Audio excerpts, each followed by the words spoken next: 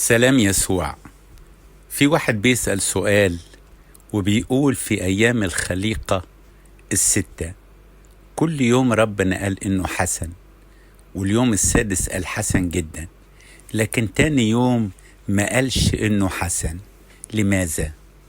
يا صاحب السؤال، لو رجعت لليوم التاني تلاقي إن ربنا جعل مياه فوق الجلد. الجلد يعني اللي هي السماء، ومياه تحت الجلد.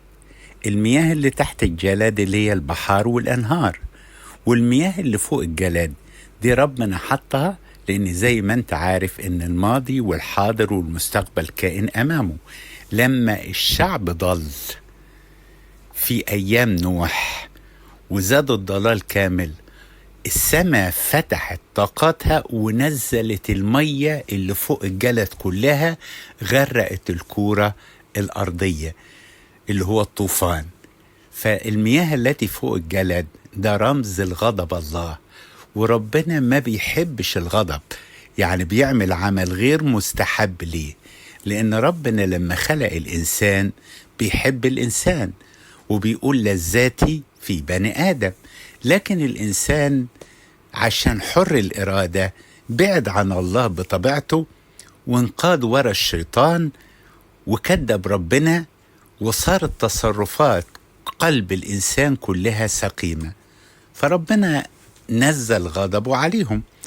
والحاجة الوحيدة اللي ربنا ما يحبهاش هي الدينونة، يعني دينونة الإنسان. يعني مثلا في آية في سفر التكوين قبل الطوفان قال لا يدين روحي في الإنسان، يبقى الروح القدس مش هيدين الإنسان. فضل مين؟ فضل الأب والابن. المسيح يسوع في إنجيل يوحنا قال الآب لا يدين أحد، يعني الروح القدس مش هيدين والآب لا يدين أحد، بل أعطى الدينونة كلها للابن إذ هو ابن الإنسان. ويرجع تاني هو يقول إيه كابن الإنسان؟ وأنا لا أدين أحد، الكلام الذي تكلمت به هو الذي سيدين.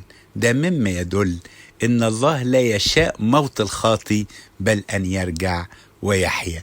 عشان كده اليوم الثالث ما قالش إنه حسن، لأن ده تجهيز للغضب اللي هيجي في الطوفان. لو قريت الطوفان يقول لك فتحت السماء طاقتها ونزلت المية وينابيع الغمر طلعت من تحت وصارت المياه مغطية كل الجبال. يسوع يبارك حياتك.